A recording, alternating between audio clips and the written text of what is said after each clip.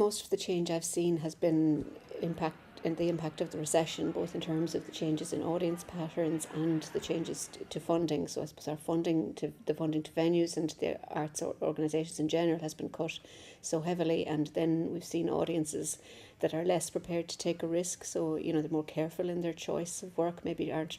coming to the theatre as often. And the impact is very varied, right? Even we see the impact of cuts to production companies where they're reliant on project funding, so it's much harder to plan ahead. And in terms of programming a venue, it's more difficult to do that when a company isn't in a position to plan ahead, has to wait for a funding decision to come through. I think the thing that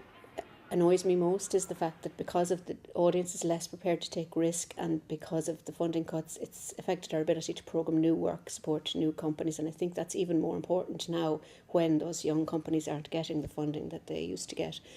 or should get. So I'd like to see a better, we talk about resource sharing and partnership and all the time,